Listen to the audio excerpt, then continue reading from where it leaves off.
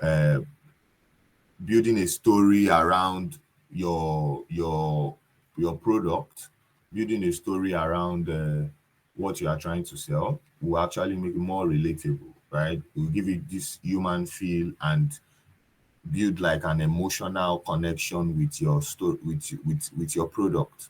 Why That's why it's important to always tell a story with your product. You can also build stories from testimonials as well, where you have people who have used your product talking about how XYZ helped them to solve a particular problem, right? There are a lot of other people who might be facing that, other customers who are facing that type of problem. So telling a story about how the product solved that problem or eased that pain for A user would drive B to Z users to want to use the product, right? So those are the kind of hooks that works. Big achievements, more like something like hook writing is a skill that drives $1 million in sales. It's talking about sales, right? Achieving XYZ number in sales, right? Those are the type of hooks that making a bold statement, right? The ultimate cheat sheet. Even though it's not the ultimate, you are saying it's the ultimate, like you don't need any other thing except this cheat sheet, right? So things like that. Eye-catching statistics. I mentioned that the numbers, you can see the $1 million in sales is headline says ghostwriter, writing coach, driving $1 million for CEOs. That's just how it is. Might come across sometimes like overreaching, boasting, being boastful or what, but those are the things that actually work and actually drive traction. You want to sell a product, you have to capitalize on the statistics that backs your product and why it's the best for people to use. You have to capitalize on what your product has achieved and what it can achieve, right? So 6 ways to get idea from client questions, creators in your niche, prospect calls, forums, and Quora, right? We will still get to that. Comments and YouTube podcast.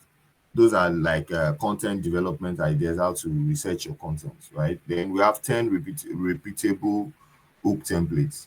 You can see how to dream outcome, which is what your customers are expecting to get. Then without obstacle. You will check out all of this and I will share the link with you. You can go through them to understand what I'm trying to say better. And I'm also going to show us something real quick on okay, I think more people are getting the link now.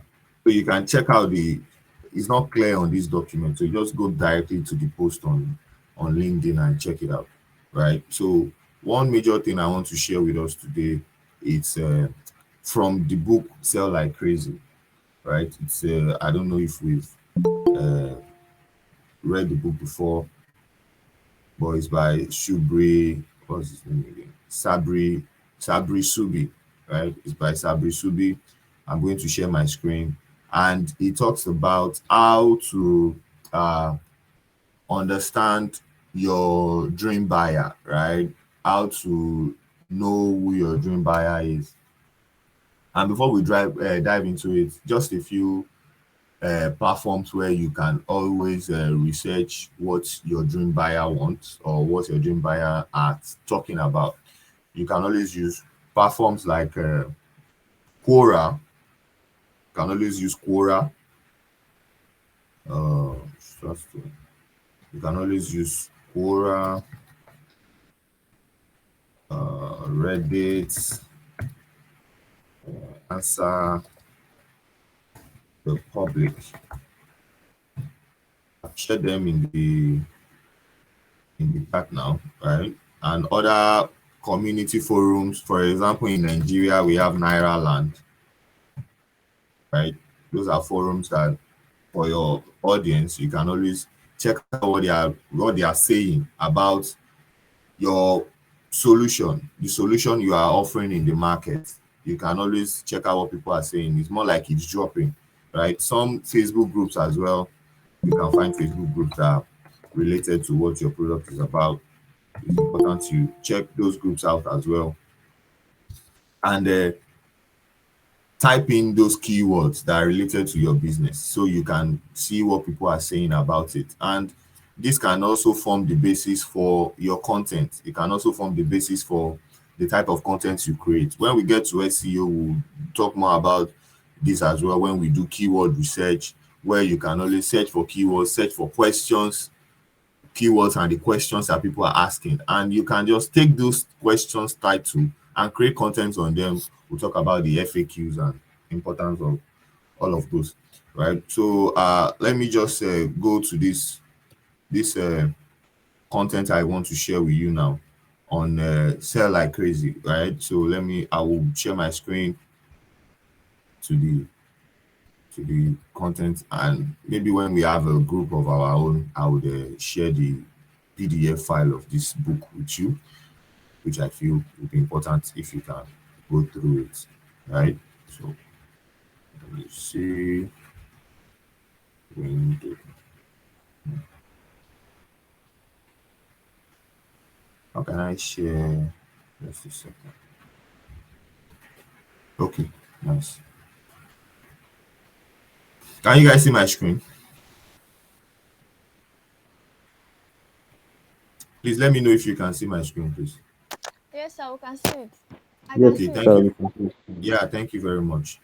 So you can read this book on your free time. It's very good. It's a good book. So here it talks about knowing your customer, creating your dream avatar.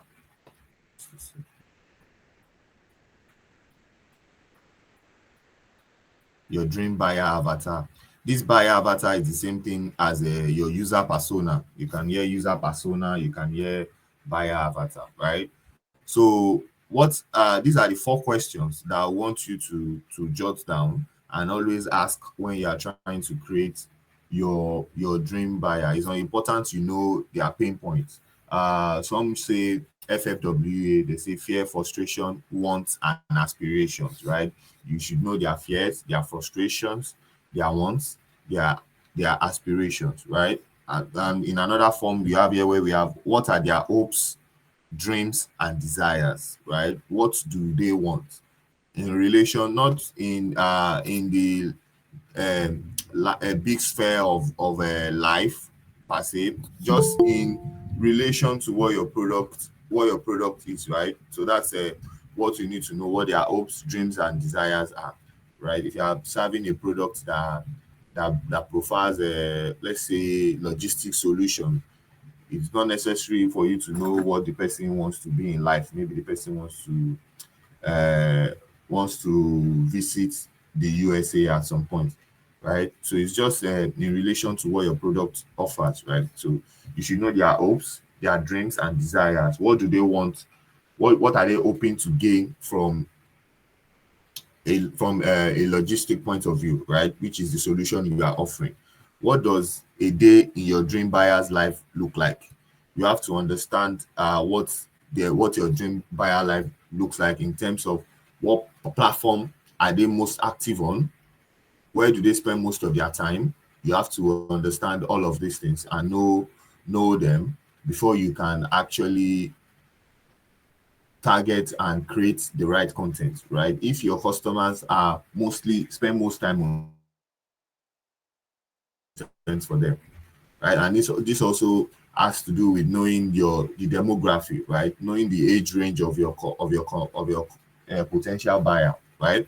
So you can know where from statistics you can know, okay, the age range of XYZ kind of people, they are found on XYZ platform.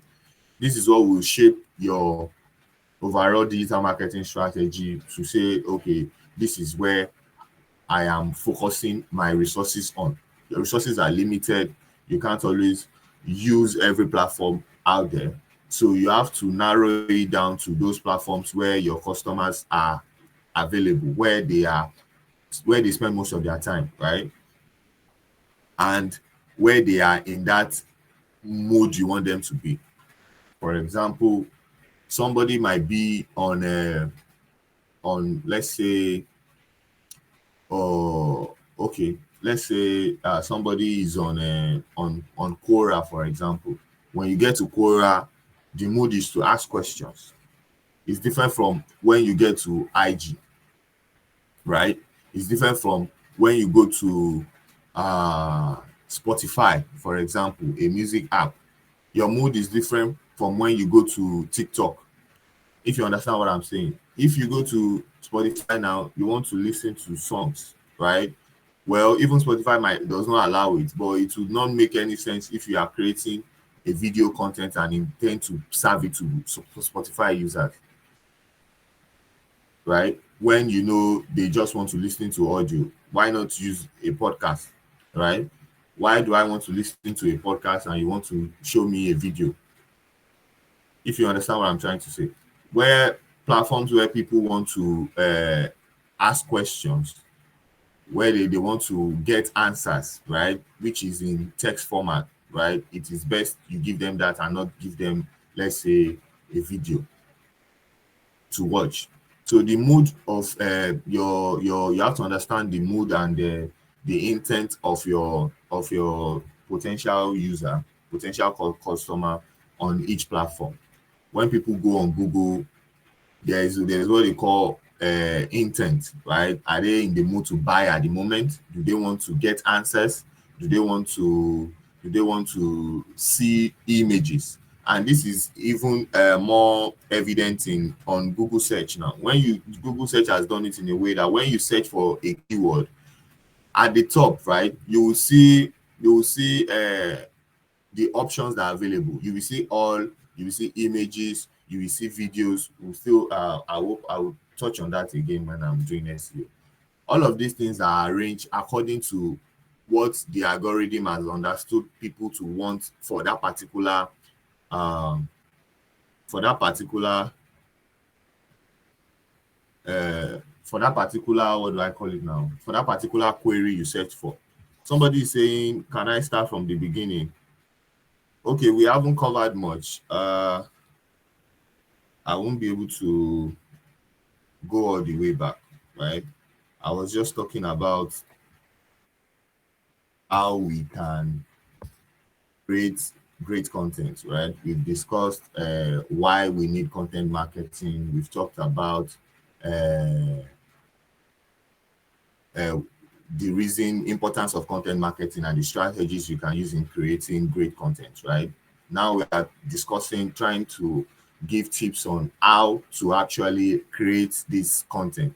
So I shared an article on LinkedIn about a cheat sheet on book writing, how to write great books, right? I shared it and I'm just going to drop the link again. You can check it out. So I'm still on that. That's why I'm opening this document, this book, Sell Like Crazy, and we are trying to understand the user persona, understanding your customer avatar, the questions you should answer before you can proceed to start creating your content, so you can understand the pain points of your user. And I mentioned FFWA, fear, frustration, wants, and aspirations. It's important to know the fears of your potential user, their frustrations, their wants, and their aspirations in relation to the solution you are offering, right? So we have what are their hopes, dreams, and desires here.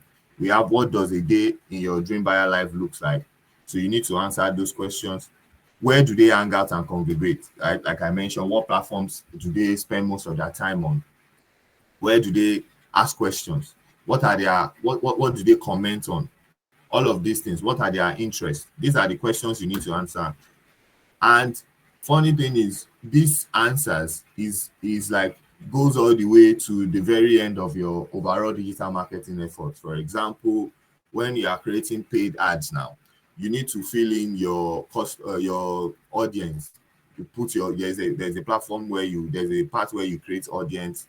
You have to put the interest, their demographics, their behaviors, and all of that On Facebook is the same. On Google Ads is the same. On LinkedIn, you have to do this as well. So it's when you don't know, when you've not answered these questions, it will be difficult to actually feeling the right audience interest and behavior on when you are running your paid ads, which means you might probably target the wrong audience on your ads if you don't answer these questions properly, right? So it's important you answer these questions properly before proceeding with your developing, because it's going to shape what channels you are going to direct your marketing efforts to. It's going to shape who you are going to target on your paid ads as well. What is their preferred form of communication, like I mentioned? So all of these questions are things you will need to answer, and I shared a couple of links where you can get those. So you can check answerthepublic.com, you can check Quora, check Nairaland for Nigeria, and Reddit as well. Then Facebook groups as well. You can also check Facebook groups. Also check out communities or forums that are related to your industry and see the questions people are asking in the comments, and that should form the basis of your overall content strategy, right? When you understand your audience, then that's when you can create the right content for them. So when you check out this book, I would advise you do that. You can learn more about creating. Here you can see gold mines for valuable information, all posts by the page owner, all posts by visitors to a fan page, and all of these things. When you read more on them, you will get an idea of what I'm trying to say. So here we also have 9 questions to define your dream buyer, right? Where does your dream buyer hang out and congregate?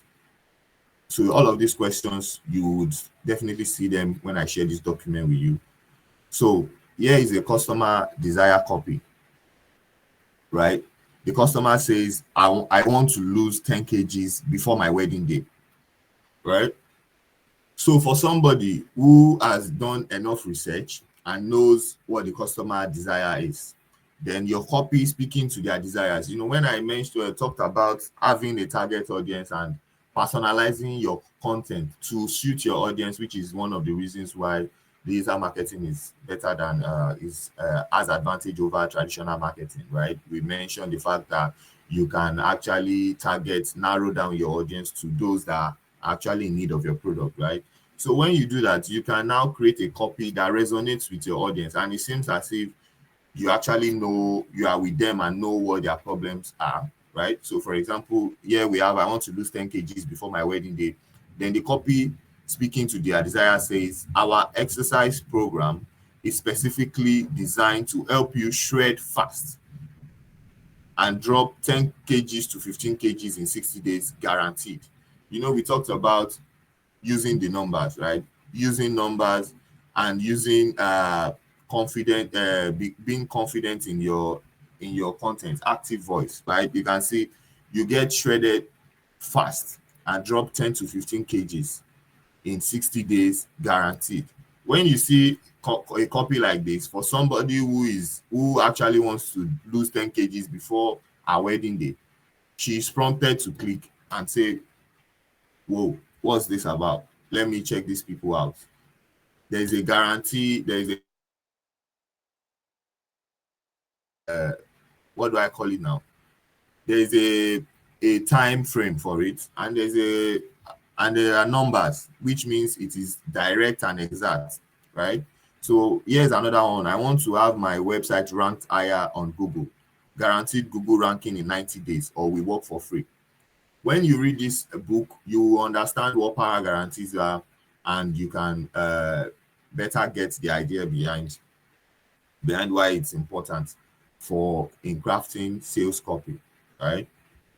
So let me just not spend much time. Let me go to page 103. I want to show you something there. Yeah. Are you guys with me? Can somebody say something? I'm not on the page. Yes, sir. Yes, sir. Okay, thank you very much. So here is coming. Just a second. So when you check out this page, it says HVCO, that's high value content offering. I'm not if I got it right. Just a second.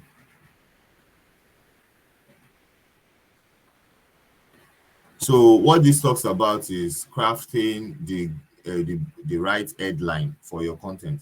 I'm not going to start dissecting these books now, so I'll just advise you go through them. All right. So what it says about here is create an attention grabbing headline. So all of this is talking about creating high value content, right? So it talks about how you can craft your headline, what to insert in your headline. You need, let's see, for example, this one says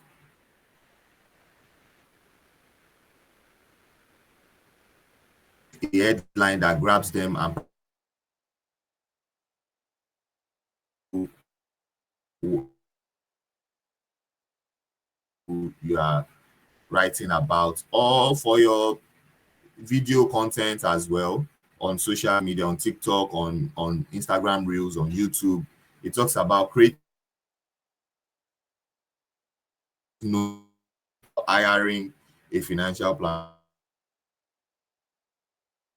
No web designer will dare tell you. So when you read this article, this page from 103, read it down, you will understand more on how to craft converting headline. See, 7 alarming things you must know before hiring a financial planner. Number 3 will blow your mind. So these are the kind of content titles that you can create. So boring ones are 7 things to know about financial planning, how to 5 facts about web design, and all of that. So you can see more of this in the document in this book, and I'm going to drop the link for us to download. Let me do this. What should I do? Just a second. I'm trying to share. Okay. Yeah. Create a link. I'm sharing it now.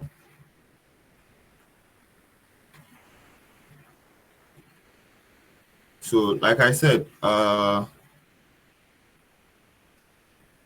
it's important. Content marketing, I spend much time on it because it's important, and it's way cheaper because you don't get to pay. What you just need to do is to write the content, write great content, and it can convert even more than paid advertising where you know you have to spend money. Now, all you have to do is take time to do your research and create those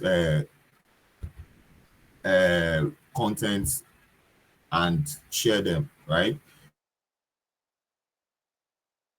Like I said. So, and here is a periodic table of content marketing. Let me just share this as well with you before we wrap up content marketing and go to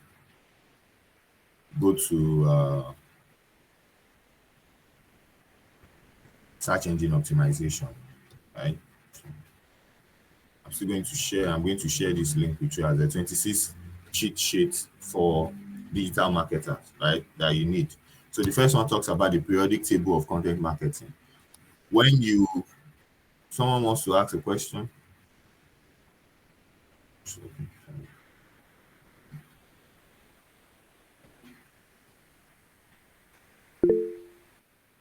Can you guys see my screen now? Not yet. It's No, not sir. allowing me to share my screen. No. I'll just drop the link. You check it out later. I don't know. Maybe the page does not allow screen sharing.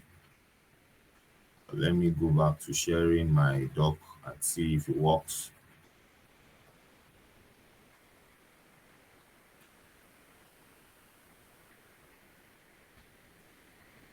Oh, I think there's a problem.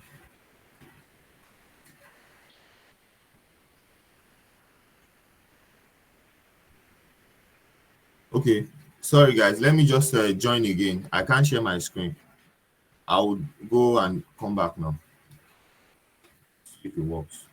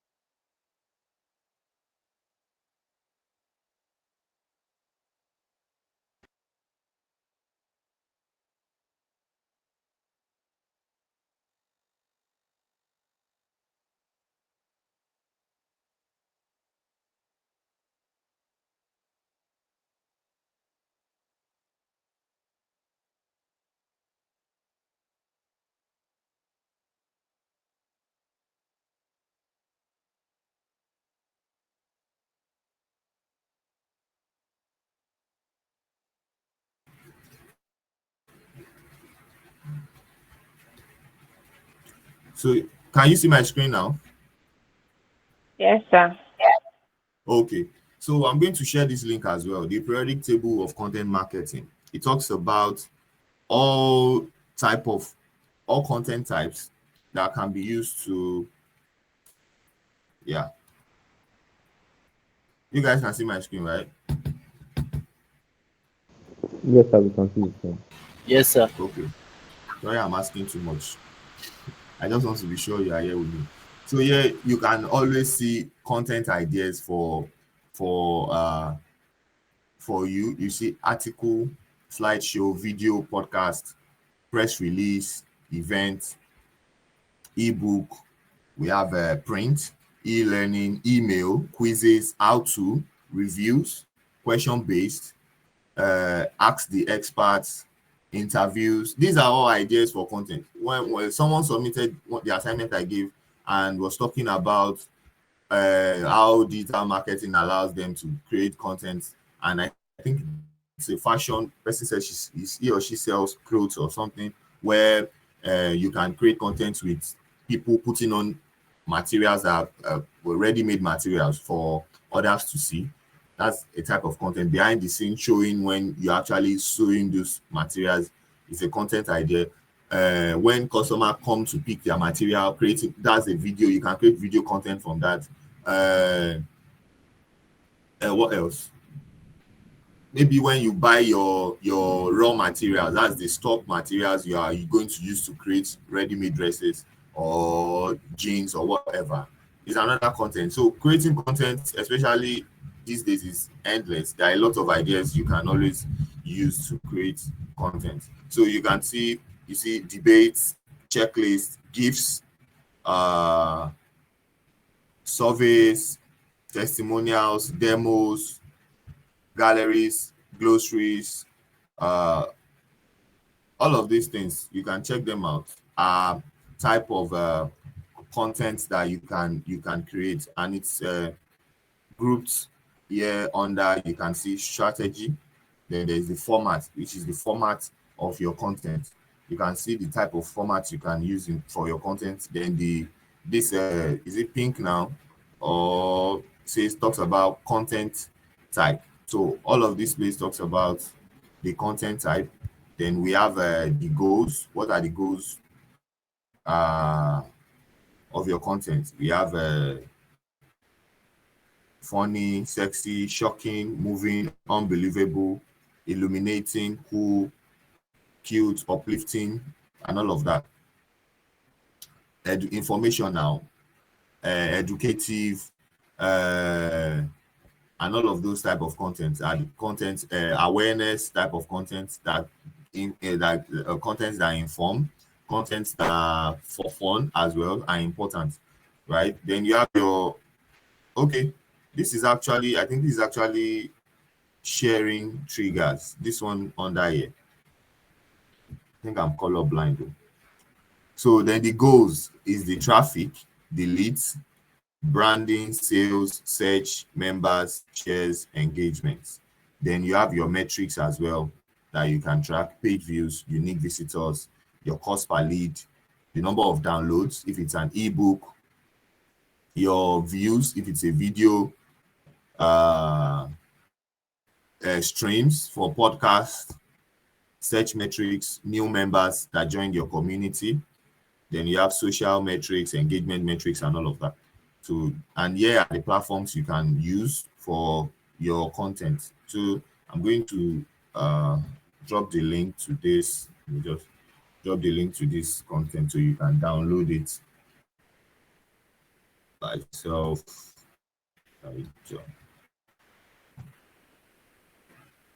You can download that. So that's a wrap for content marketing, right? Now that we've explained everything that needs to be touched on it. So, and your assignment for this would be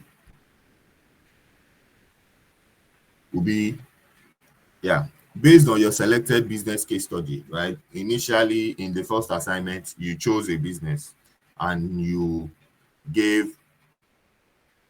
explain reasons why you would advise that they move from traditional marketing to online marketing, right? So now, based on your selected business case study, you are going to write 3 customer desires, right, for your business, and create 3 copies speaking to their desires and 3 headlines. So I'm going to drop this as well. So now, to do this, you probably have to check out the LinkedIn post I shared, check out content from the book as well. I think I shared the link to that as well on the chat before I logged out and came back. So now you can just this is the assignment. I'm going to reiterate at the end of the class, but I'm just dropping it for us to see, right? So share this tab instead. So now we are just going to move to search engine optimization, SEO. Before we move to SEO, just a quick one. Does anyone have any question on the content marketing we just finished?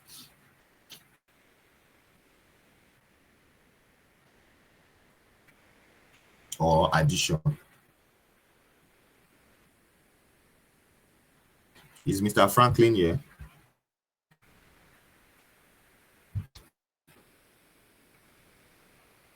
Yes, sir. Oh, okay.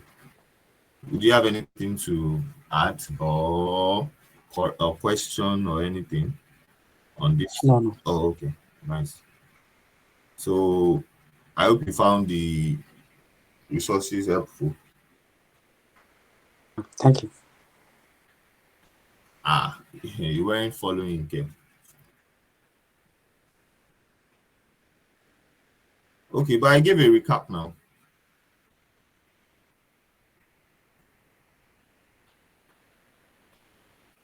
I thought I gave a recap. Yes, you posted that you came in late. I should go back again, and I gave a recap. I reshared it.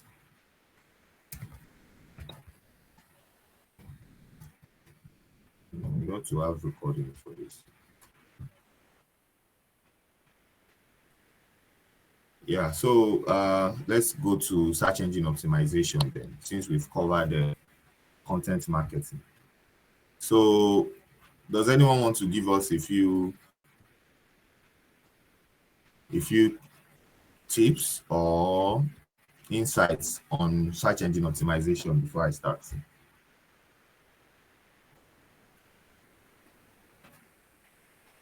Or what have you always pictured in your head when you hear search engine optimization? Victoria, can you please help us?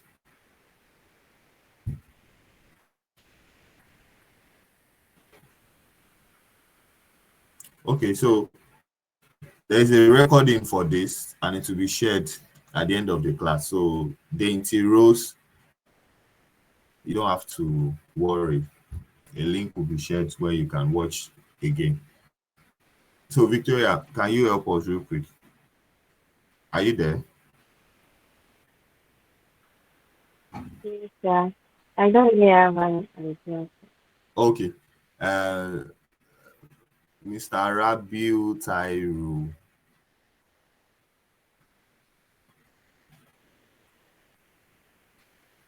I think he was the one that submitted the assignment about the fashion thing. Not sure. Okay. So let's just go straight into it, right? And I mentioned that search engine optimization are those practices that you do to ensure your Google ranks your website, right? So that's basically what search engine optimization is. And we are going to be talking about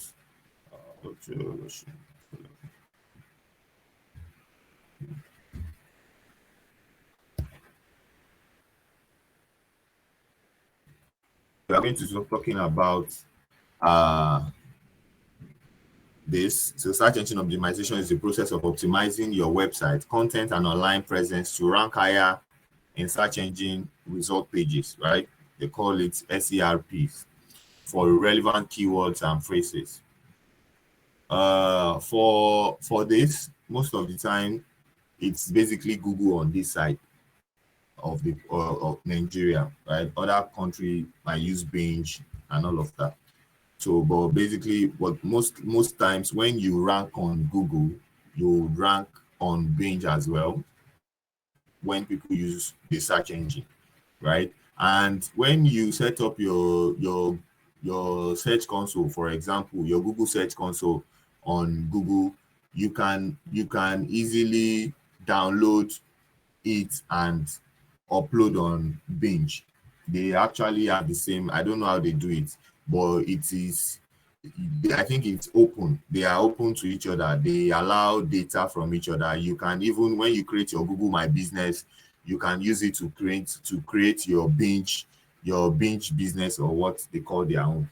So apart from Google, another search engine is Binge, but we don't use that very much in Nigeria. So just putting that out there. So yeah, you have a course on trying to escape. Okay, sure.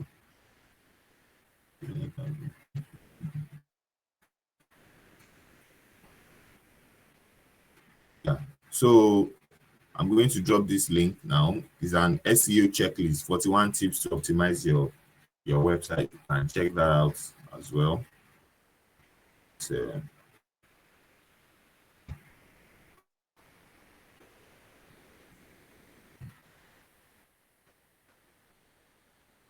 however, I have collated a couple of checklists that I feel things you need to put into consideration, most importantly when you are optimizing your website for search engine, right?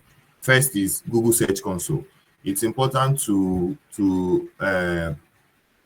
have Google Search Console set up. You set up Google Search Console for your website, right? And to do that, you just go to, I'll share the link now with you.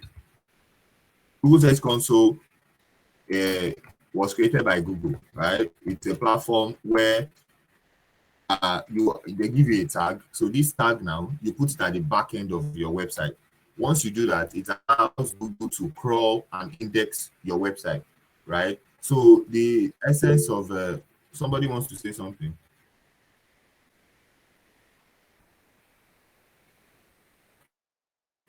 Okay. So the essence of a Google Search Console is so you can you are giving Google a pass. You are inviting Google to your website so they can crawl and index pages on your website. Once you do that, Google will now come to your page. It will read through your content and categorize them according to the keywords that are relevant to them. And also, after doing that, it also indexes those pages. All the web pages on your website, it indexes those pages so that when people search for keywords that are relevant to those pages, it will serve those pages on the results page, right? That is why it's very important. If you have a website, you set up Google Search Console first off. So I'm going to just drop the link here for you so you can have that, right? So Google Search Console is very, very important for your business, right? And one thing I've come to understand is when SEO is not something that should be left alone to just a digital marketer. It's also important that your web developer, understands the importance of search engine optimization and also follow those practices when building your website. For example, it's important that you have a mobile friendly website. Most people surf the internet from their mobile, so it's very important your website is mobile first. Most of the time the people use their PC for work, yeah, but their mobile is where they come in contact with you. Most of the time their mobile is where they spend a large amount of their time and do all of their research, right? So it's important the website is mobile friendly. So mobile first is very important. And you need a site map. A site map, just like the word map, shows the way how your website was designed and how you can move from one page to another page. So this site map thing is something that you get from your website developer as well. Okay, Mr. Franklin, you have something to say? I'm just, unless you are, what's it called? Think maybe you are, or the opinion that everybody here really is maybe have experience in digital marketing, because all these things that are very technical to me. I feel that technical. So I don't know. I know I personally know all these terms and everything, but I feel maybe I don't know, maybe people are just, maybe I'm just wrong. Maybe everybody knows what they are saying right now. Maybe you can go to Google search engine and give us example of, what SEO, like when you go to the result page, tell, like, some people might not be following with this class, you understand? Okay. Might not really understand. Maybe you'll do it later, I don't know, just a suggestion though, because I was going to show the Google Search Console. Okay. I just needed to mention a couple of things. Then I will show how these things work. Okay, thank you. Yeah, you're welcome. Thank you for that.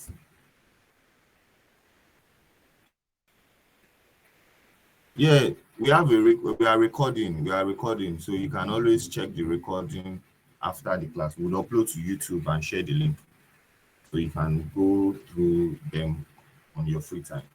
Right, so like I was saying, we have the Google Search Console, and I shared a link to registering for Google Search Console. I'm going to show you the Google Search Console interface after this, once I mention all of this, once I finish what I'm talking about, right? So we said mobile first. It's important your website is mobile friendly, because most people are going to interact with you from their mobile device. It's important that it is mobile friendly. It's important that it loads fast, right? When your website loads fast, it reduces the bounce rate on your website. So it's important the images on your website, you have to reduce them so that your website can load those images fast, even when your customers are using internet, your internet of your customers are slow. So why it's important is because people are going to come to your website from different places, right? Their network might not be that strong. And it is on you. You are the one who wants to convert. You are the one who wants to make a sale. So you have to consider all of that factors and make sure your website images are of good quality, but the sizes are low, right? So people can easily view your website, right? So we have the blog. It's important to have a blog section on your website as well. For search engine optimization, it's important to have a blog section where you write content, which is related to content marketing, right? Your website, the content on your website, it might take a while before you change them, right? Because they are still what your business is about. But one way you can keep your website up to date and fresh is from blog posts, creating blog posts twice a week, depending on your capacity, writing blog content that would attract, engage, and retain your target audience. So whatever blog content you are creating, you have to follow the content marketing practices that we've mentioned earlier, where you have researched the topics that you know are pain points to your target audience and they want to know about.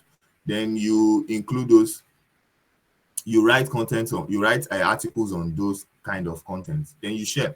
Once you share them on your platform, it allows your website to rank higher as well when people search for those keywords, right? Rather than your static website where you've created it and you just forgot about it. That's why it's important to have a blog attached to your website. Have a blog attached to your website, right? Then we have a search bar. For complex websites where you have multiple pages, it's important to have a search bar. We all know what a search bar is, where people can search for queries. People can search for things on your website. If your website doesn't have many pages, you don't need it. But if you have a lot of pages on your website, it's important to have a search bar for people to, especially for products or websites that have different categories of products. It's important. For example, the Jumia, the AliExpress, you can see they have a search bar where you can search, because it's important that your website is easy to navigate, right? It's easy to navigate for your target audience. Then FAQs. FAQs are important. They are very, very important. I'm just going to show you something real quick.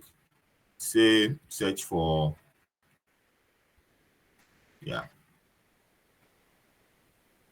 share this tab instead. So, and I'm going to drop a link to some tools that you can use after this session. Just going to do that after my explanation, right? So here is a search query now, paying international school fees from Nigeria. And I mentioned that in SEO, when you search a keyword, Google automatically arrange the content based on what most users that have searched this particular query are interested in, right? You can see it's saying to UK. If you are familiar with Google before, most of the time what you just see here is images, news, just a way of categorizing the content for you. Now they've taken it a notch higher to actually show you what interests people pertaining to that keyword you are searching for. So you see, paying international school fees from Nigeria, you have to UK, to Naira land. This shows you that people that search for this query, this is the top 3 things they are interested in. This is the top 3 things. I hope you guys can see my screen. Yes, sir. Yeah. So this is the top 3 things. Whenever you search, you can try your own your Google, search for something. The first thing you see here is what people who search for that query are interested in. So if you are searching for a keyword like this now, then people are interested in images. That means you need to create content with more images on that particular topic. If it's videos, then that means people want to watch videos. Then that means you just go to YouTube and start creating videos on that particular topic, on that keyword, right? So here now, FAQs. This part of your Google search, of your search results page, this part is what the FAQ targets. So that's why it's important that whenever you are creating your content, whenever you are writing your blog articles, you see these keywords, how do I pay international school fees, are keywords that you should directly talk about. How to pay international student fees from Nigeria. How much is American international school fees in Nigeria? For a business that is interested in this kind, you can create content around average fees of international schools and all of that. FAQ is important because it is what Google uses to. It's not like Google knows these answers. It's just going to pick a content that talks about the answers, that gives answers to the question these people have asked, which is why it's important to have FAQs on your website as well. FAQs, frequently asked questions, not just questions on your own product, but questions that pertains to your industry, right? That pertains to what your product serves. Not questions on how does if my product is Mayo Care now, how does Mayo Care react on my skin? You should be able to, on your page, people should be able to get questions on what reaction, how does for example, let's say shea butter reacts to skin. If you are creating content on, if you are a skincare company, you should be able to talk about these things, right? If you get what I'm trying to say. So it's important to have FAQs that touches questions that people ask online in relation to your industry and your business, right? So that's why FAQs was included there. You need to do that. Then backlinks, let me show you something. Oh, cheat. So when you see articles like this, let's see, no, I think I have one.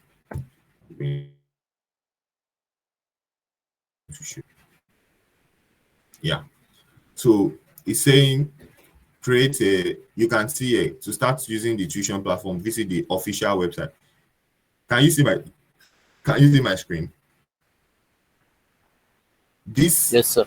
official web website now is a backlink. So the essence of search engine optimization, which you also get to understand, even when you write articles on external platforms, is important to also note that it is important to also write articles on external high-ranking websites that rank higher than your own website. So one practice is when you write these articles on this website that talks about your business, is you tell them to include a backlink for you, a backlink that redirects people, traffic from the high-ranking website to your own website. Yeah, it's just a way of you trying to tap into the audience of this person now, right? So when Google carries this blog article now, it is it is indirectly carrying your website URL as well. So part of XEO practices is using external websites, external blog sites, writing content for them, requesting for backlinks, as many as you can, right? And that would also make me talk about link building. Link building involves, now when you write content on your own blog, building links that make sure people stay on your page, right? You are writing content on let's say skincare routines, right? You have a content on skincare routines. It should be able to link you to another content that probably talks about type of skin products, natural skin products to use. You should be able to link that to another content that talks about how to get rid of acne. You should be able to link that to another content that talks about maybe waxing, or another content that talks about effects of UV lights, UV creams, and all of that. If you understand what I'm trying to say, link building involves the objective is just to get people to stay on your page as much as possible, and it also helps with the fact that when one content on your page goes, others will follow, right? One content on your page start getting traffic now, other contents will follow because they are linked together. When you see a properly written content, most of the time you see multiple links. You can see here we have an official web app, then here we have another one that says Flutter wave or thing. Then this is just two, maybe because the article is short, but it's important that you have multiple links, not just littering them over the content. They have to make sense. You have to find a way to link them to what you are writing about, right? So I'm just going to, just a second, trying to load something.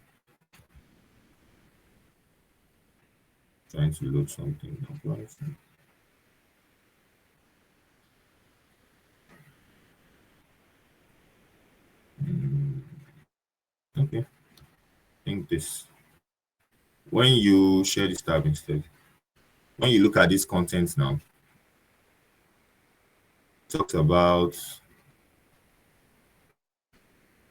Okay. So when you look at this content now, talk about the bootcamp 2.0. Here you can see FAQs, right? These are questions and answers. Here you can see announced on our website a link that directs to the website, and in the community a link that directs to the WhatsApp community. Here we have visit the training where you can apply. Then here again we have a register here that directs to the registration page and a join our community link. The whole point of link building is for audience retention. So when they read one article, you are suggesting another one to them that fits into what they are interested in and takes them to that article. So they spend more time on your page and on your website. Google understands that since you have relevant articles that people are interested in, and it automatically shares your content more, right? And the fact that it's going to, once one article peaks, starts getting traction, it would affect other articles on that are linked to that article on your page. So link building is also very, very important. Then you have the menu bar where people can, just for easy navigation, you have a menu bar where people can this is it, something like this. Some have it on the side. For mobile version, you have it on the side. People can click and move to wherever they want to move to on your website. So that's that. Then we have fast loading. I mentioned why it's important your website loads fast. Direct URL path. When you have your website and you have your homepage says HackCity.tech, training should say /training, right? Simple as that. Not /12340 point underscore whatever training. Now, even without me coming to your website, it is easy for me to pick to know that if I want to go to training on HackCity, I just have to type their original website and put a /training. So these are things that for a digital marketer, you might not be the one to do all of this by yourself, but knowing these things, you suggest them and you can make you can tell your web developer to do all of these things. And I saw one article today that was talking about things web developers should know when creating a website for SEO. So it boils down to the fact that SEO is not something that only digital marketers should know about, but also the web developer that are building your website, right? So you have the meta tags as well, tag title, tag description. These things will be added from the backend of your website. They need to be added on the backend of your website. Your tag description should be keywords that are related to what the page is about, and the tag title as well. However, when you write blog content on some platforms, for example, on Medium, on a Blogger, you get the option to, so let me just drop the link. Yeah, as well. Hope you guys are with me. Yes, sir. Yes, sir. Yeah, so people don't use Blogger that much. For independent writers, you can use Medium. However, for your website, it's important you have a blog section on your website. Blog section should be on your website. Having your blog on another platform is not advisable. Let it be on your website so your website gets the traffic, not another platform, right? So then we have the listing website. It's important you have you list your web, you use listing websites. Google My Business is mostly for offices, for businesses with physical location. I've used it a lot of times and I see different issues with it. Sometimes you'll ask that your building should have a banner or a signboard outside that talks about, carries your, what do I call it now? That carries your name. So Google My Business is basically an online store that directs people to your physical location. So this is an example of one that I created for a business. You can see the name.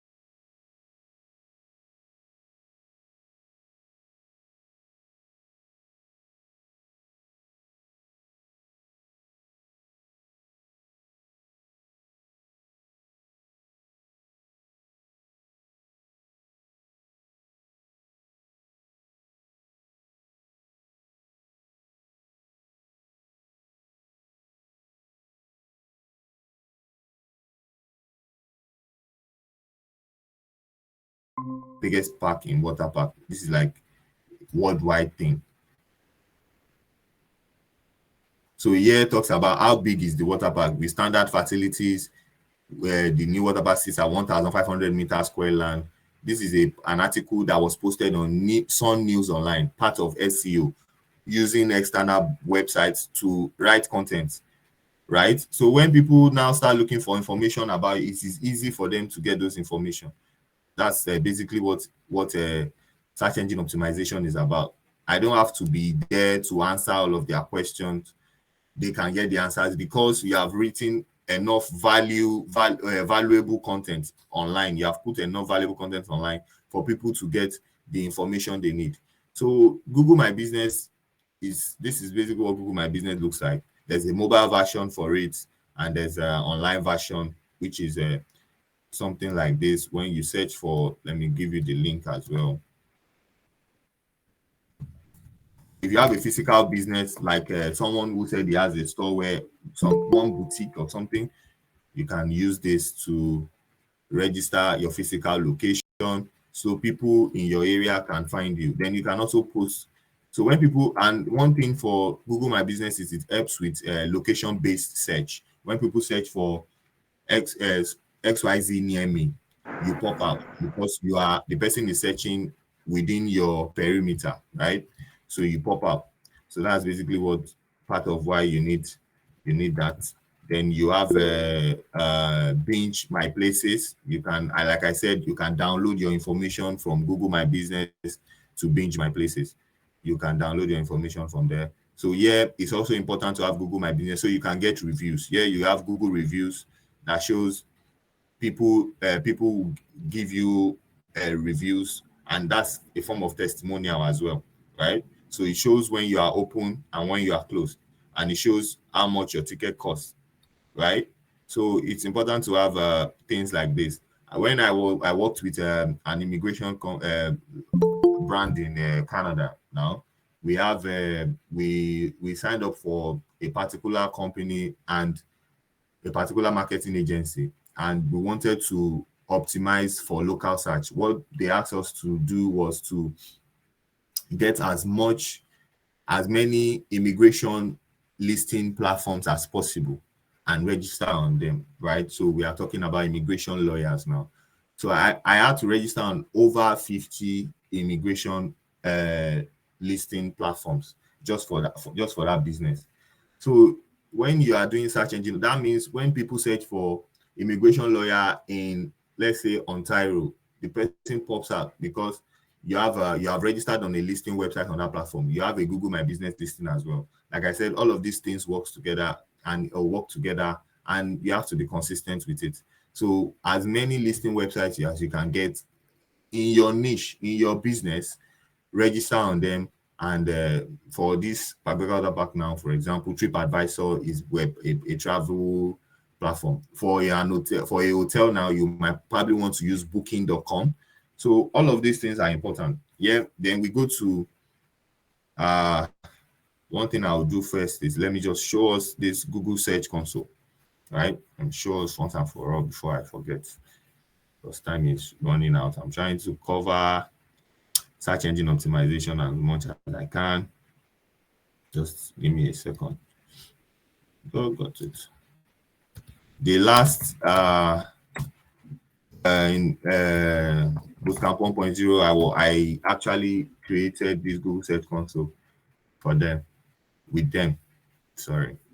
But now I have it already. I can't create another one again.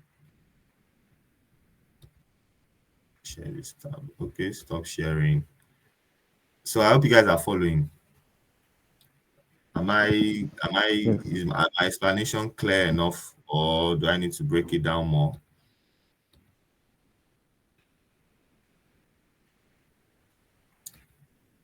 And the link okay. So the link has been shared. Kindness Amarach. There's a recording, so you can watch again. A link has been shared here now for to register your name. Okay, thank you, sir. Yeah, please go through it in the chat, in call chat here on this call. Then you can you can register your name for today's class. So attendance is important, like I mentioned. So I have created this already, right? So most of the time, when you want to create it and you click on start now, it asks you to, okay. So you can see my screen, right?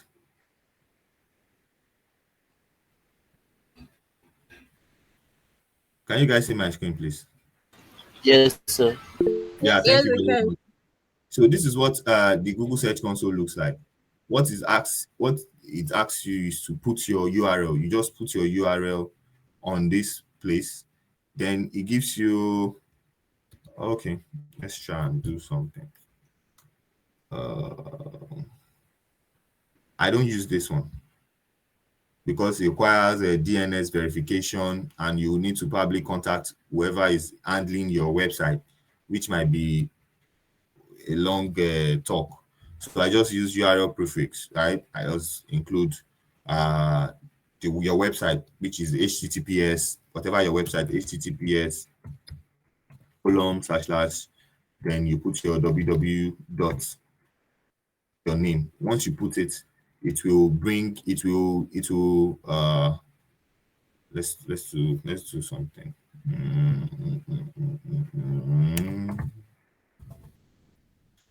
Yeah.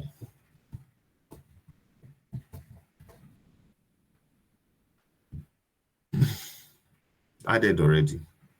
It has been verified already because this thing is, I've set it up already, so it's quite difficult to do what I want. What I wanted to show you was once you put your name in, it is going to, the next page you see will be a page that contains a code.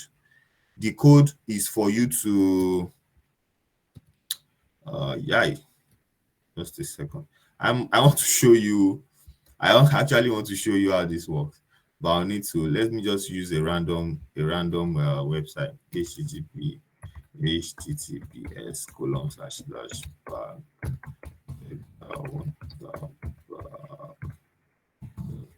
yeah. I mean, let me share this place so you can see. I just want to show you how it You works. can't see the space, sir. Yeah, I'm doing that now, just so you can see how it works. So this is your URL prefix, then you click on continue. Let's see what it does. Yeah, this is what I just want to show you. So once you have this, what it gives you is this page. It tells you to, so here is the HTML tag, right? This HTML tag, all you have to do is copy and paste. Myself, what I use is Google Tag Manager. Whenever I take a new website or a new product, for what I do is I set up Google Tag Manager first. What Google Tag Manager does is it's more like a house where you can put all your tags, because for digital marketing you have to use Google Search Console tag, you will use Google Analytics tag, you will use Facebook Meta Pixel tag, you will use if you are using a CRM, for example, or let's say you want to use a chatbot on your website, for example, a messenger chatbot or a Facebook Messenger, I mean, or a CRM chatbot like I used with engagebay.com, you will need to put that tag on the website so you can use a chatbot, so you can have your form pop up. You know, when you go to some sites, they will say sign up for our newsletter. That pop-up is by another app, which is most likely a CRM, right? That's what CRM is. So sometimes from MailChimp. So you need to use those tags. So there are multiple tags that you need to put on your website. When you start sending all of these tags to your developer, they might get frustrated and not want to answer you again. First off, they might put all of these tags there, and whenever they want to make changes to the website from the backend, they mistakenly delete something and you are not getting signals again, right? So it's better you use Google Tag Manager. I'll try to show us how to use Google Tag Manager before I think like before our this training ends. So the Google Tag Manager allows you to put you just need to put the Google Tag Manager's tag on your website. Once you put it on your website and it starts firing, that's all. Then every other tag like this Google Search Console, Google Analytics, Facebook Meta Pixel, conversion tracking tags, and all of all the other tags you might want to, LinkedIn tags, Twitter tags, almost all platforms use tags depending on what you are trying to get with your advertising, right? So all of this, you can now dump them on Google Tag Manager instead of like 10 different tags on your website. That's what Google Tag Manager is for, basically. So now when you copy this link, all you have to do is to paste it on the back end of your website or on your Google Tag. This is it. You copy, then you paste. Once you paste and it starts firing, you get the green light, just like the one that I showed on the other page before. So let me just stop sharing. Don't stop sharing. I hope we got that. Okay, you said repeat what you just did in domain. Let me just go back to it. Welcome to Google section. So what I did is not something serious. Remove property. Let me remove. I just remove here.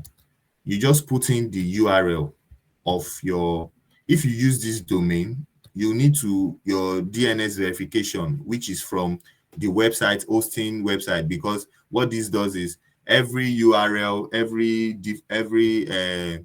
what version of your domain, subdomains and subdomains will be tracked, right? And you will need to use your hosting platform DNS verification thing to confirm this, which is most likely with your web developer. And if you can get that as soon as possible, as fast as you want, you can use this.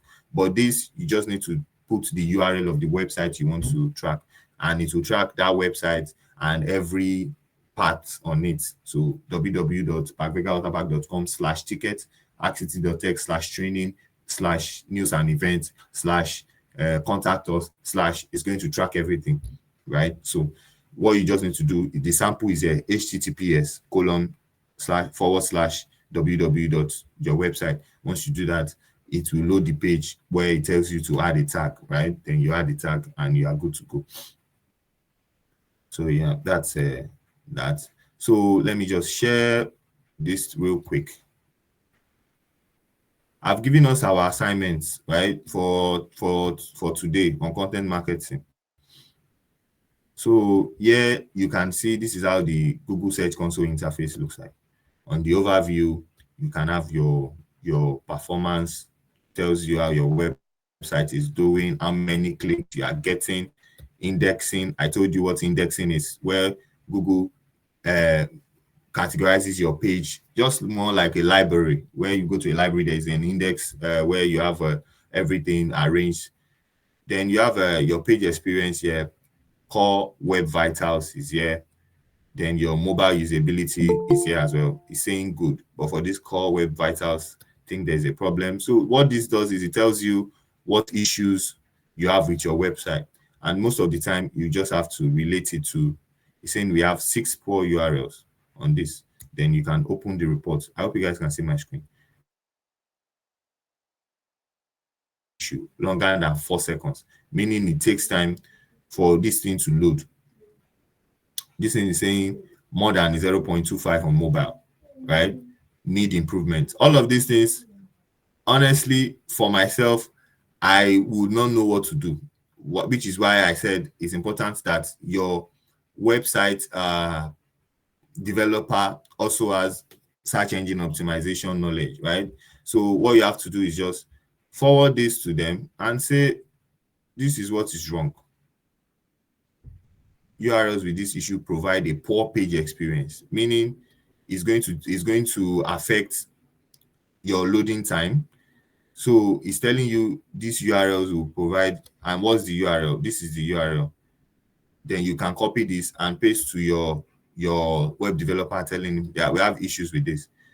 For a web developer who knows very well about Chrome UX reports, your user experience on Chrome, then it's going to know what to fix. Then once you have fixed it, you validate fix, and it tells you it's good to go, right? Here you can see your mobile usability. It talks about if your page is well optimized for mobile. You see, good job, no issues, right? Then you have here overall page experience, which says it's saying no URLs with a good page experience on mobile.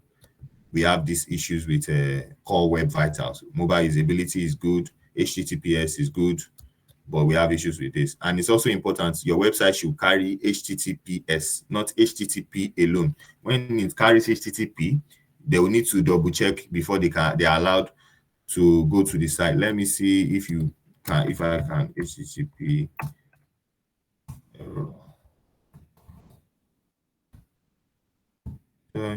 Images.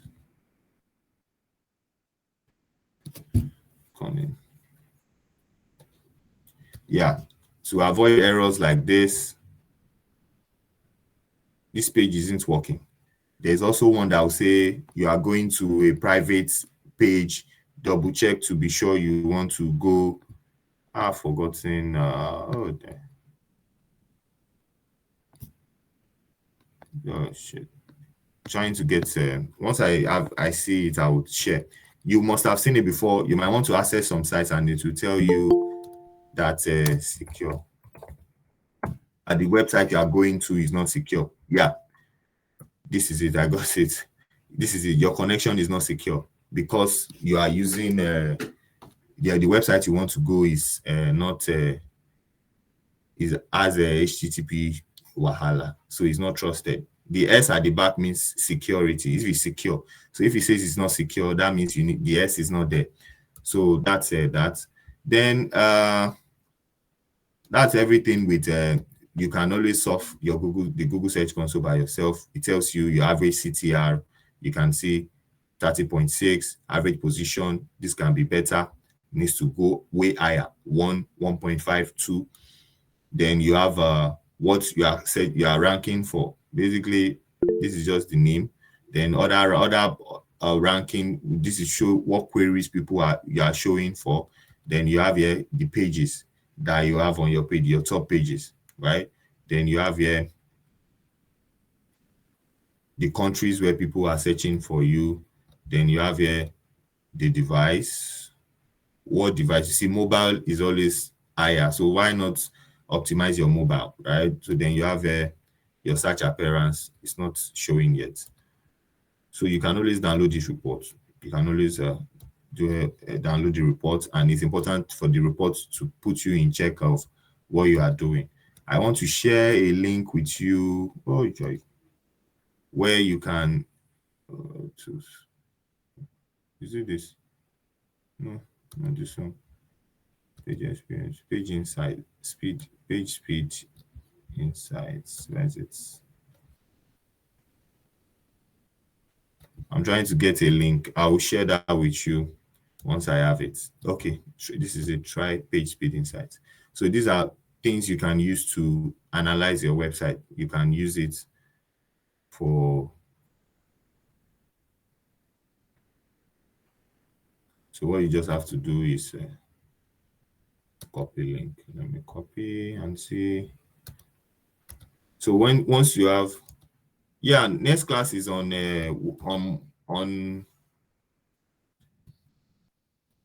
your next class is on Tuesday. So let's submit by Tuesday.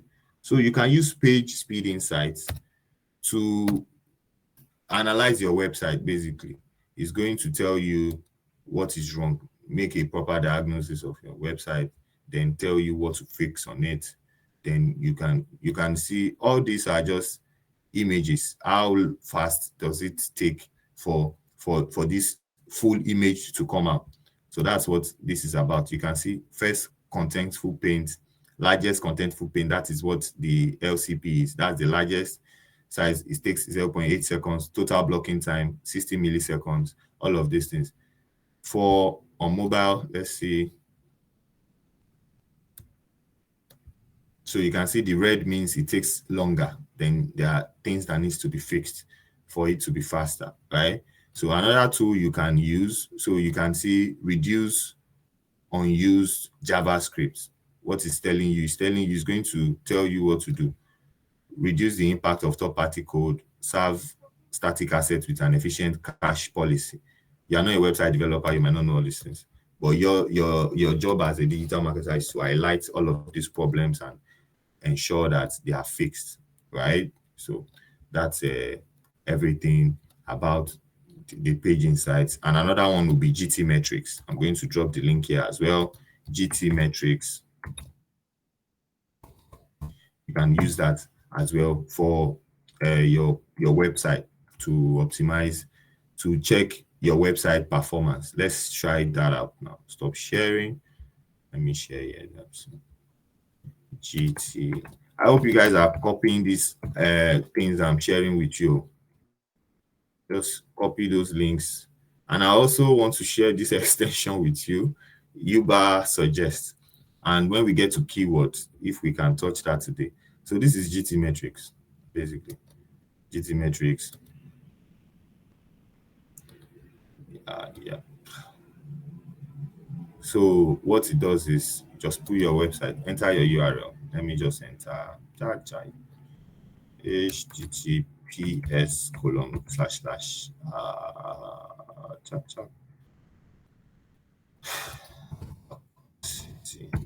tech. So when they ask you to check a website, analyze a website, these are tools you will use. Page speed insights, GT metrics. I'll give you another one, similar web. Let me drop that as well. Similar web is more than just that. It will tell you what your competitors are ranking for, what platform, and if they are running ads currently. Similar web will tell you. But most of the sad thing about most of these tools is that it would tell you to pay. So, and sometimes the money they will ask you to pay, if your business is not standing strong, you can't pay them.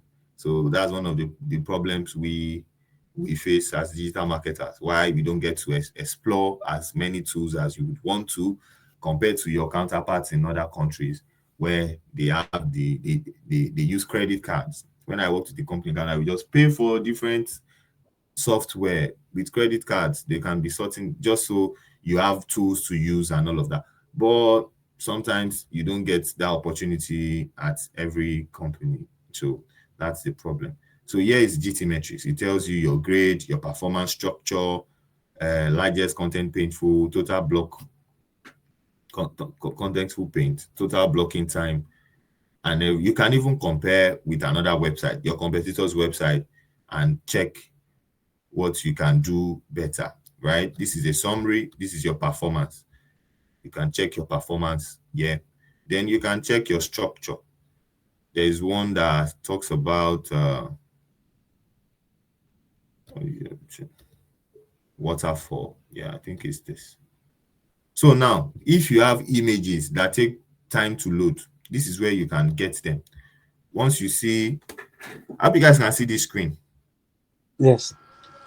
Okay. So when you see PNG, this PNG, SVG, all these are images. You can see your logo, SVG. If, for example, it's taking too much time, it will get to this line here on this far right, where you have the red. It will become red, I believe. Yes, but we don't have any of that here. That's why we are. So you can even just select only images. Now you can see. If there are images that are taking, that are very big, this is how you will know. What you just need to do is to copy the link. Copy link now. Let's see. So I think it even load the image for you. Okay. So when you click the link, it's open on another page. It's just a favicon, just a logo. So when you have images that are very heavy, this is how you will know. And when that is part of the work of SEO specialists do. When you have those images now, you just highlight them to your web developer. They need to reduce the sizes of those images just so the page can load faster, right? And there's fonts, maybe there are fonts that are not easy to read. HTML, CSS. I don't know any of that. That's a software people. There's a software guy in our midst. Sorry, are you there? What's your name again? I'm sorry, I've forgotten. From yesterday, you said you were doing software engineering. I'm here, sir. Yeah, let me check. I'm here. Yeah, Mr. Adekunle Awotipe, right? Yeah. Yeah, so you understand more of this HTML, CSS, and JS something. Yeah, very JavaScript. well. Yes, it's JavaScript, right? So yeah. Very well. Yeah, so this is basically it. You can check this out. Analyze as many websites as you want to. I think I can change the test server location as well. Let me go back. Yeah, change options. You can change. I'll need to register. Yeah, I need to register. I think at the time I did it, we wanted to use it for this Canada business. So that's why we have Vancouver in Canada here. So test as many pages as you can, compare with other websites, see what is different. Why does website A loads fast and website B takes time to load? All of these things are things you can do with GT metrics, right? And I said I shared another one again, Similar Web. I dropped a link for Similar Web. Where is it? Yeah, Similar Web. Is it .com? Yeah, .com. GT metrics, Similar Web. GTmetrics.com. Let me just drop the URL and not the name. So it's easier. For Similar Web, you can use a whole day to check it out. It will tell you a whole lot. But most times you are restricted because of payment. So you might need to pay. And all these payments is not small. So you can see with this, it will tell you the ranking of it will tell you where a website ranks. It's going to tell you oh my goodness, it's going to tell you the total visits, bounce rates, page per visit, and all of that. You can check it out as well. And I'm just going to wrap up as I can. We'll continue on SEO on Monday. So I will we still have to talk about this. Then we still have to, that's all. I will have to talk about this. Okay, I've shared most of the tools I want to share, but I still need to show you how to do the keyword thing, right? So I'll touch most of them. Do we have any questions? Questions?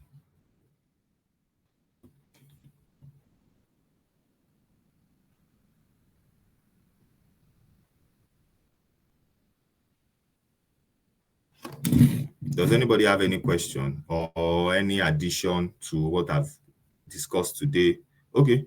Do people make? Yes, I mentioned that Miss Victoria that day that for for SEO, there are people that are SEO specialists, SEO experts. That's their job. They even go deeper than all of this because they know more about it, right? Yeah, there are people like that. But like Mr. Franklin mentioned the other time, you need to what now? You need to know all of these things to at least this level. I know them. So then when it comes to being an expert, a specialist, then you can go deep, right? And I can't really say if it's deeper than what we've just mentioned, right? But you being a search engine optimization specialist or expert means the primary tools you need to be using are the Similar Web, GT metrics, page speed insights, Google Search Console. You get what I'm trying to say, right? So you have to be knowledgeable in SEO because they might employ you as a digital marketing executive or as a digital marketer self, and you don't have a search engine optimization expert in your company. You have to be the one to do it. So you need to know these tools. So and sometimes people, okay. I wouldn't say so. You don't need it. You don't need to know coding. But if you want to learn coding, you can learn coding. You don't need to know coding for these things. For example, if you use a WordPress site that you are managing yourself now, that's another topic, like a big one. There, you don't even need to code. These websites, I said it this way. These websites, you just need templates and themes to create them. For you use Yoast SEO at the back end and all of that, then you are good. Let me drop the name again, Yoast SEO. So yeah, let's start with Mr. Franklin. Go on, please. Okay, somebody was asking if they pay people to do SEO. SEO is, in fact, is a very one of the most interesting. To me, is the most interesting about digital marketing. Yeah. Google and everything. So I wanted to ask, by like, do you have any insight? Like, you mentioned backlinks. Do you have any insight like how to? Okay, I used to read some stuff about backlinks. People would say, if you want to get more backlinks help to rank your website more. So is there like, do you have any experience with having backlinks, building backlinks for a particular web page or website for a business you've worked before? Do you have any experience with that?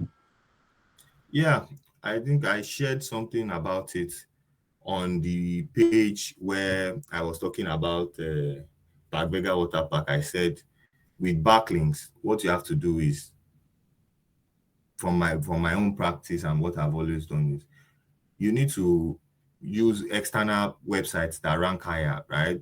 Create content on them, featured articles, legit NG, depending on your product, depending on how big it is. Vanguard, The Punch, Nudge.com. Is it Nudge that is legit now? And all of those depend. You research on those blog sites that are relating to your business. For a tech product now, Tech About will be a good way. And there are other tech blogs as well, TechCrunch, depending on your budget. And there are also smaller ones too as well. So when they write articles on your platform, they are bigger than you currently. They rank higher than you.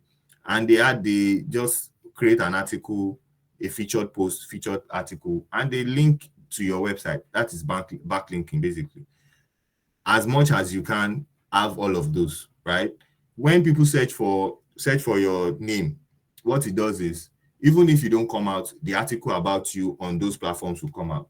When they come out, people read it and they can easily direct to you from those articles.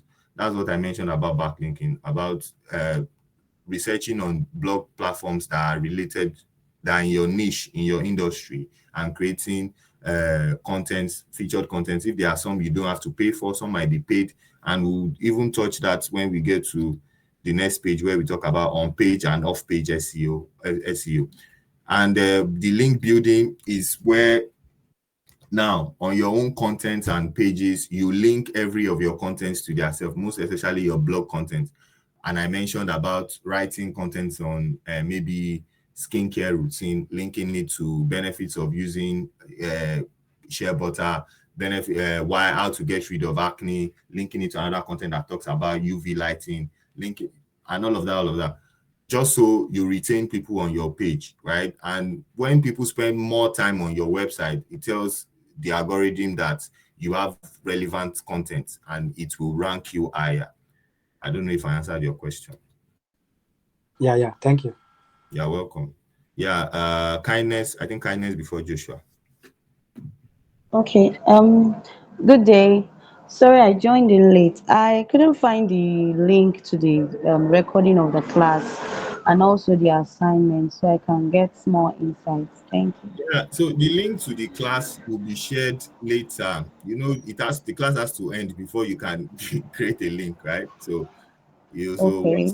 once that is done, let me try and when you get the link for that. And what link do you have again? The assignment, the question for today.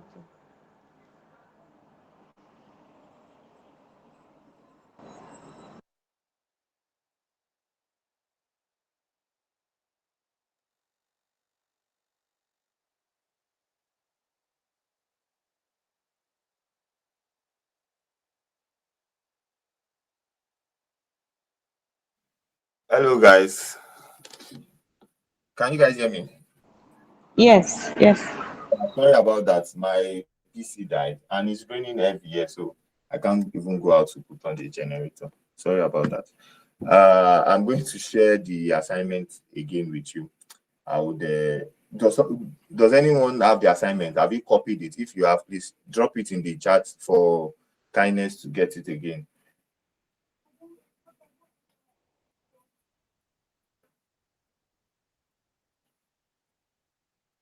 Hello? Hi. Has it been shared with you?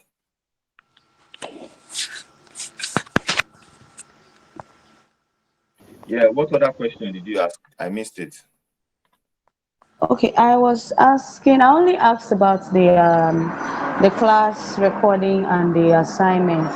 And then if you can throw just an overview, like a review of some of the points mentioned, so I can just catch up. Thank you. Okay, you're welcome. Okay, I'll let Joshua ask his question, then I'll do that. Okay. Good morning. Good morning, Joshua. So my question has actually been answered. So that was Oh, the question. That was one of the questions the last day they just asked. So I wanted to just say that thank you so much for today's class. It was a yeah. lot to take in, so many tools. So I just wanted to ask that I just wanted to ask about the link so that you can rewatch the lesson again. Yeah. That's like because it's a 1 month class, and we have to cover as much as we can, right? If we just stick to just two content marketing and search engine optimization, we might just finish the whole 1 month on that. But we need to show you as much as we can, and which is why it's important that you also do research on your own. So when I share all of these tools with you, I will show you the ones I can as much as I can. Then you can also go on your own to look into them. Like the similar web, it is well, the UX is incredible. Like it is self-explanatory. You don't need to know too much. Once you open it, you can easily see what you need to do and all of that. So you can just walk around it and see. You can use it for competitor research. You are trying to research keywords and all of that. In our next class, because it's almost 12, we can't continue anything, which was why I started asking questions.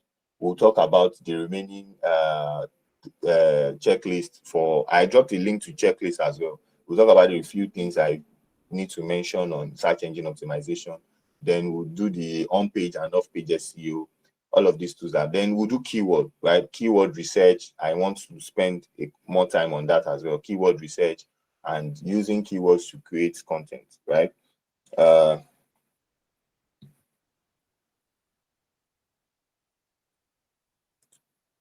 I thought I mentioned the 3 copies. So from the book, I'm going to share the link to the group.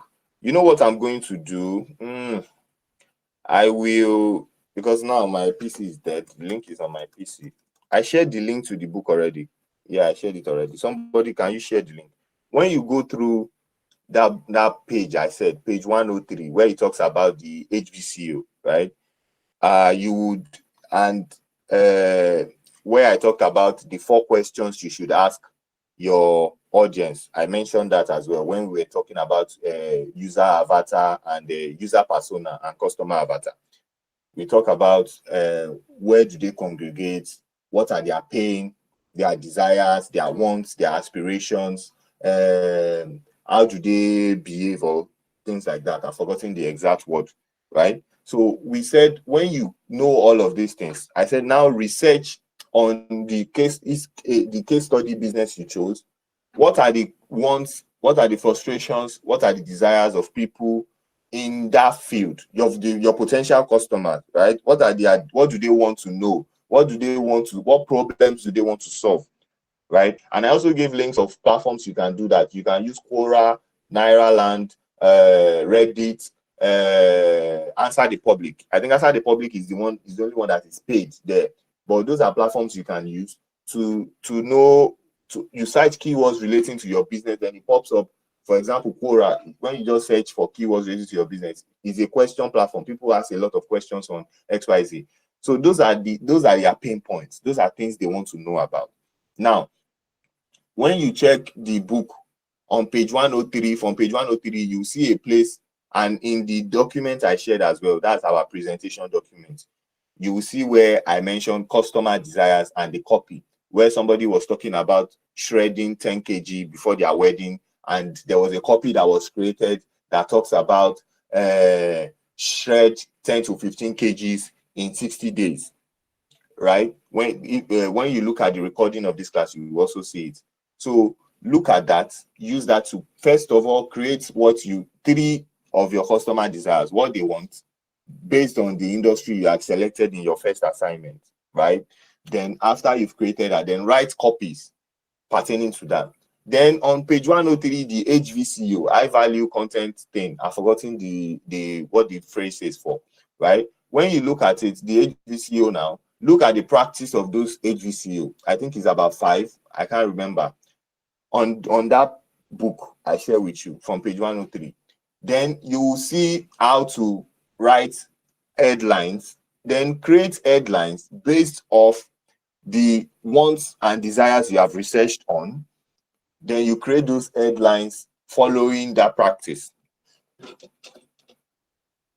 Do you understand me? Yeah. So that's just it. Like I said, everything we are doing leads to one destination, the overall digital marketing strategy, right? So that's where we are going. So once you've done your research on this, you have till Tuesday is our next class. On Monday, you should submit. Like the assignment submitted today now, if I want to check, I'll probably have to check after this class. But it's important we do these assignments and submit a day before now. Like Monday now, Tuesday, we can use our first 15 minutes to talk about it before we continue, right? So my email again, let me share it. And you don't have to, and people have submitted, though, I don't know, and I've submitted the name. I said I was going to submit the name because we were using that for to criteria to know people who are committed to the class, something like that.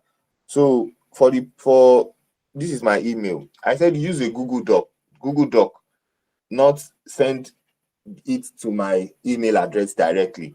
Once you write your content on Google Docs, just share and add my email there. So I get a notification that somebody shared me to a document. So when you do that, I can drop comments on that document and give my feedback, right? But when you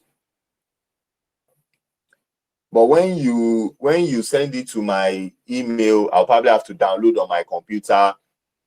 And even if I want to make corrections, I can't actually show you where I want to make corrections or where I have issues with, right? So just do it on the Google Docs. It's more like a Word document, but it's an online one. Do it on Google Docs, click on share, add my email, automatically add me as an editor or a viewer so I can drop comments on it. That's all. Once you do that, I get it.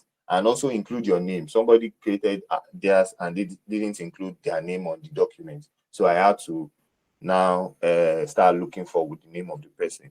So include your name so I can collect those names and know people that have submitted their assignments, right?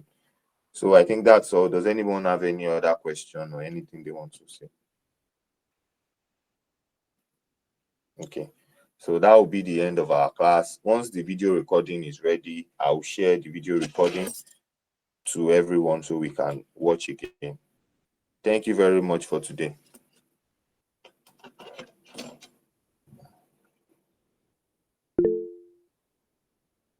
Sorry, I want to do emojis.